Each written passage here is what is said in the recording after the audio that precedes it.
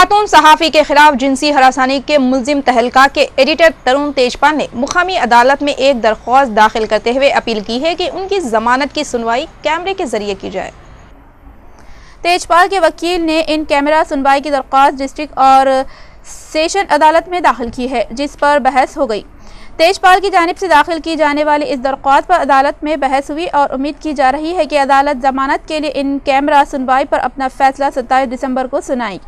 वाज़ेह रहे कि 50 साला तेजपाल पर इल्ज़ाम है कि उन्होंने अपनी जूनियर साथी से होटल में जिनसी हरासानी की, जिसके बाद गोवा पुलिस ने उन्हें 30 नवंबर को गिरफ्तार किया और मुख्तलिफ दफ़ात के तहत उनके खिलाफ केस दर्ज किए गए हैं और अब वो सदा सब जेल में कैद है।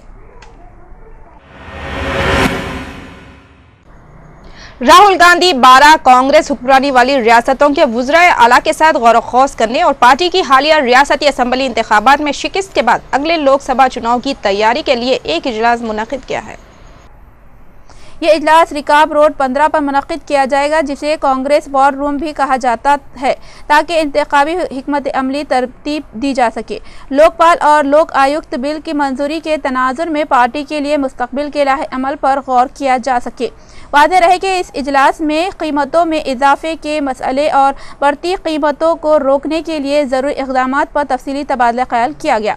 दिल्ली, राजस्थान, मध्य प्रदेश, छत्तीसगढ़ में असम्बली इंतखाबात के नताइज बरामद होने के फौरी बाद सदर कांग्रेस सोनिया गांधी ने कीमतों में इजाफे को ऐसे मसले के तौर पर पेश किया था जो हो सकता है उन रियासतों में पार्टी की शिकस्त फाश का सबब बना है। उत्तर प्रदेश की हुकूमत ने समाजवादी पार्टी के सरबराह मुलायम सिंह यादव के इस बयान से इख्तिलाफ किया है, जिसमें उन्होंने कहा था कि मुजफ्फरनगर और शामली अजला के रिलीफ कैंप में बीजेपी और कांग्रेस के कारकुन के एजेंट रिहाइश पजीर है।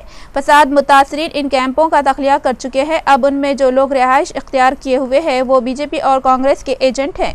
मुलायम सिंह के इस बयान पर मुल्क भर में हंगामा खड़ा हो गया और हर तरफ से उनके बयान की मजम्मत और मलामत की जा रही है।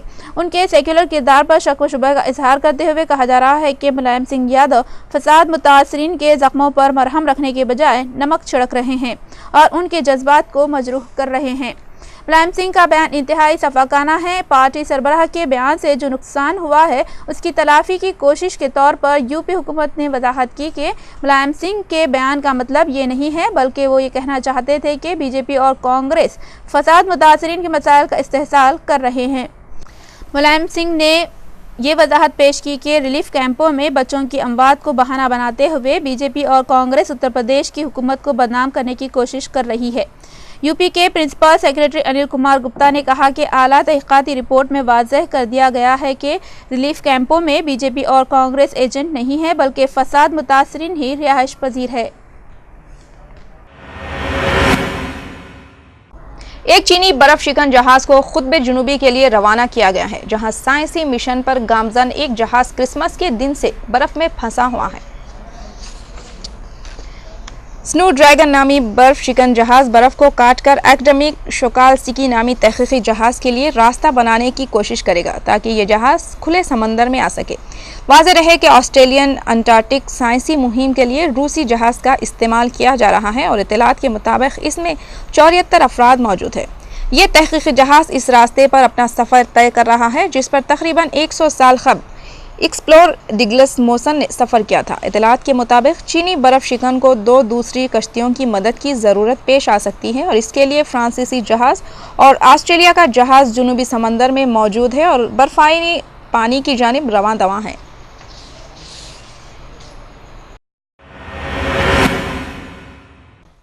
थाईलैंड में मुसाफिर बस पुल से नीचे खाई में गिरने से 29 अफराद हलाक और 30 के करीब जख्मी हो गए। तफसीलात के मुताबिक थाईलैंड के शुमाली इलाके में पुल से गुजरते हुए मुसाफिर बस को हादसा पेश आया। बस ड्राइवर के काबू से बाहर होकर 50 मीटर गहरी खाई में जा गिरी। पुलिस के मुताबिक हादसे में 29 अफराद हलाक, 30 के करीब जख्मी हो गए हैं।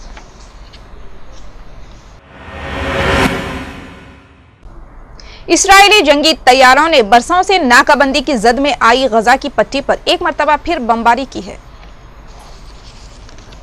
अहले गजा को सबक सिखाने के लिए इस्राएली तैयारे इससे पहले भी कई बार बमबारी कर चुके हैं, ताहम इस मरतबा अभी तक किसी जानी नुकसान की तस्दीक नहीं की गई। अलबत्ता कई फ़लस्तीनियों के जख्मी होने की इत्तलात आई है।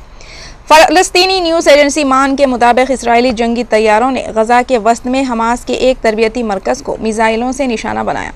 इसराइली फ़ौज के तर्जुमान के मुताबिक जंगी तैयारों ने गजा से इसराइली ठिकानों पर फायर किए गए 2 रॉकेटों के जवाब में कार्रवाई की है।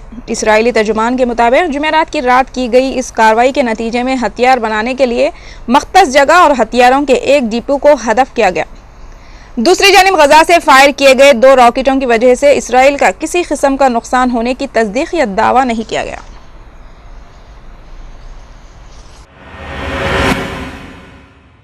अमरीकी सदर बराक ओबामा ने 2 साला 2 जमाती विफाकी बजट के कानून पर दस्तखत कर दिए हैं, जिससे जनवरी में हुकूमत के दोबारा शटडाउन होने का खतरा टल गया है। इस कानून को इस माह के अवाइल में दोनों ऐवानों ने बड़ी बहस व तमहीज़ के बाद मंजूर किया था। अक्टूबर में शटडाउन के बाद अमरीकी हुकूमत का कारोबार ठप हो गया था, जिसके बाद दोनों जमातों के अरकान पर मुश्तमिल बजट कमेटी ने इस कानून का मसवदा तैयार किया था। अब कांग्रेस के पास 2014 के मालियाती अखराजात का 10 खरब डॉलर का बजट मंजूर कराने के लिए 5 जनवरी तक का वक्त है। ताहम मुबसरीन का कहना है कि इसका ये मतलब नहीं है कि डेमोक्रेटिक और रिपब्लिकन पार्टी में किसी किस्म की हम आहंगी या मफाहमत पैदा हो रही है। सेनेट के 4 चोटी के रिपब्लिकन अरकान ने इस माह के अवाइल में इस कानून के खिलाफ वोट दिया था। ताहम इनकी मुखालिफत की अहमियत ज़्यादातर अलामती थी और वो जानते थे कि ये कानून आखिरकार मंजूर हो जाएगा।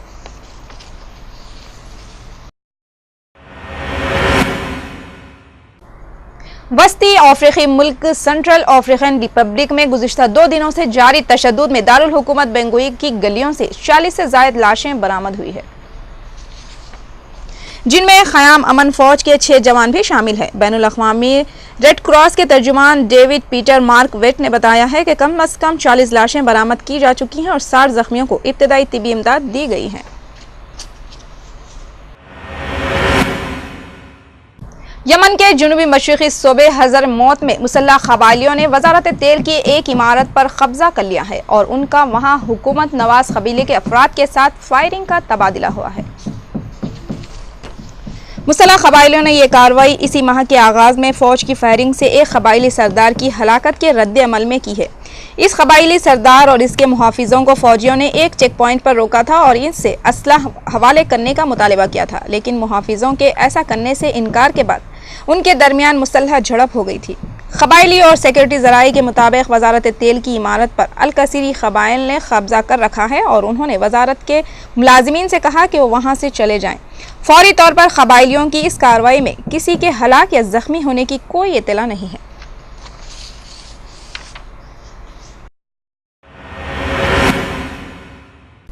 मिस्र में सिक्योरिटी फोर्स ने इख्वानुल मुस्लिमीन के एक साबिक़ रुकन पार्लिमान समेत 18 अरकान को दहशतगर्दी के इल्ज़ाम में गिरफ्तार कर लिया है। इनमें से 7 अफराद को मुल्क के दूसरे बड़े शहर सिकंदरिया और 11 को नील डेल्टा के शहर ज़खाज़ख से गिरफ्तार किया गया है। मॉडल ईस्ट न्यूज़ एजेंसी की इत्तला के मुताबिक इनमें साबिक़ सदर मोहम्मद मुर्सी की जमात के नायब सरबराह का बेटा भी शामिल है। मिस्र की इस सरकारी खबरसां एजेंसी का कहना है कि पुलिस ने इख्वानुल मुस्लिमीन के 16 अरकान को अपनी जमात के हक़ में पॉम्पलेट तक़सीम करने और तशद्दुद की शय देने के इल्ज़ाम में पकड़ा है। मुसल्लह अफवाज की निगरानी में कायम मिस्र में अबूरी हुकूमत ने बुध को बाज़ाब्ता तौर पर मुल्क की सबसे क़दीम मजहबी व सियासी जमात इख्वानुल मुस्लिमीन को एक दहशतगर्द तंजीम करार दिया था और इसके ज़ेर एहतमाम मुल्क भर में एहतजाजी मुज़ाहरों और दूसरी सरगर्मियों पर पाबंदी आयद कर दी थी। आला तालीम के वज़ीर हुसाम ईसा ने न्यूज़ कॉन्फ्रेंस में काबीना का फैसला पढ़कर सुनाया और बताया कि इख्वान के ज़ेर एहतमाम एहतजाजी मुज़ाहरों, रैलियों और दूसरी सरगर्मियों को गैर कानूनी करार देकर इन पर पाबंदी आयद कर दी गई है और इसकी ज़ैली तंजीमों या इसके साथ वाबस्ता ग्रुपों की सरगर्मियों पर भी पाबंदी होगी।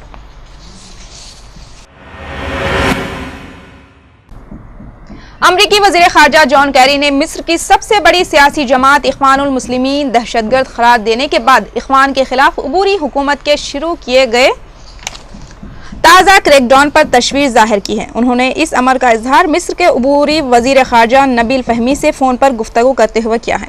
जॉन कैरी ने मिस्र में खुदकश हमलों की मजम्मत करते हुए मंसूरा और काहिरा में होने वाले हालिया धमाकों पर भी अफसोस जाहिर किया है। ताहम उन्होंने इख्वानुल मुस्लिमीन को दहशतगर्द जमात करार देने पर अमरीकी तहफ़्फ़ुज़ात से आगाह किया। अमरीकी दफ्तर खारजा की तर्जुमान जैन पास्की के मुताबिक दोनों मुल्कों वज़राए खारजा के दरमियान इस बात पर इत्तेफाक था कि मिस्र में तशद्दुद के लिए कोई जगह नहीं हो सकती।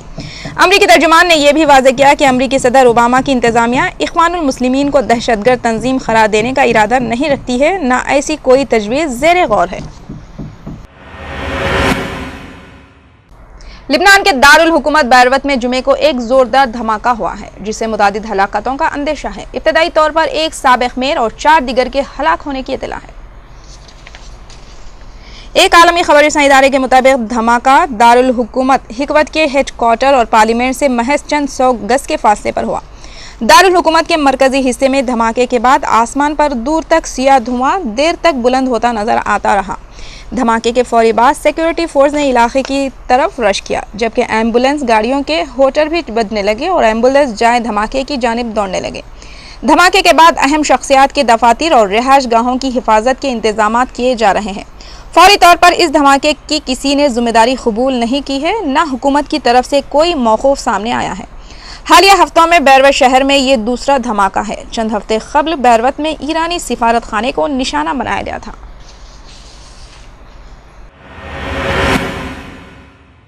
मक्का मुकर्रमा के नए गवर्नर प्रिंस मशाल बिन अब्दुल्ला ने मक्का जिद्दा हाईवे पर एग्जीबिशन सेंटर के क़याम का मंसूबा और मक्का मुकर्रमा की तरक्की व ज़ायरीन की खिदमत के लिए खुद को वक्फ कर देने के अज़्म का इजहार किया। प्रिंस मशाल ने अपने तकर्रुर के बाद एक बयान में कहा है कि उन्हें इस अजीम मुल्क की खिदमत पर फ़ख्र है और वो मस्जिदुल हराम और ज़ायरीन की खिदमत की जिम्मेदारी को एक एजाज़ समझते हैं।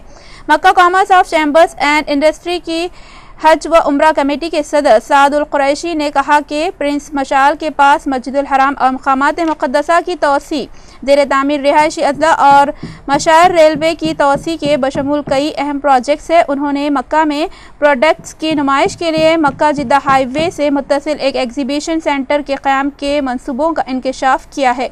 दरियासना उन्होंने नए गवर्नर को नई ख्वाहिशात पेश की और उम्मीद ज़ाहिर की कि वो मक्का और मकामात मुक़द्दसा पर जारी तमाम प्रोजेक्ट्स को रुबे अमल लाएंगे और खिदमत में बेहतरी पैदा करेंगे। बादशाह प्रिंस मशाल बिन अब्दुल्ला ने खादिमुल हरमैन शरीफैन और वली अहद प्रिंस सलमान से इज़हार तशक्कुर किया कि उन्होंने उन पर एतमाद किया और अल्लाह से दुआ की कि वो फ़राइज़ की अदायगी में अपनी मदद को शामिल हाल रखे।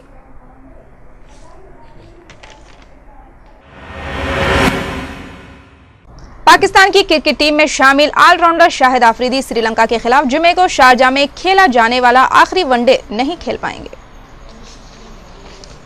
पाकिस्तानी क्रिकेट बोर्ड के तर्जुमान के मुताबिक शाहिद आफरीदी बेटी की बीमारी के सबब वतन वापस आ गए हैं। शाहिद आफरीदी ने श्रीलंका के खिलाफ मौजूदा सीरीज में अच्छी कारकर्दगी का मुजाहरा किया। पहले T20 इंटरनेशनल में वो 1 विकेट और 39 रन नॉट आउट की उम्दा कारकर्दगी पर मैन ऑफ द मैच रहे थे। वनडे सीरीज में उन्होंने 34 और 30 रन नॉट आउट की 2 अच्छी इनिंग खेलने के अलावा 5 विकेटें भी हासिल की। इस दौरान वो T20 इंटरनेशनल में 1000 रन और 50 विकेटें मुकम्मिल करने वाले पहले क्रिकेटर भी बन गए हैं। शाहिद आफरीदी ने जनूबी अफ्रीका T20 टूर्नामेंट खेलने का मुआहदा भी किया था, तहम वो इससे अपना नाम वापस ले चुके हैं, जिसकी वजह से उन्होंने ये बताया कि वो अपने घर वालों के साथ वक्त गुजारना चाहते हैं। शाहिद आफरीदी का कहना है कि आइंदा साल में पाकिस्तानी टीम को एशिया कप और फिर वर्ल्ड T20 में हिस्सा लेना है, लिहाजा वो कुछ वक्त आराम करना चाहते हैं।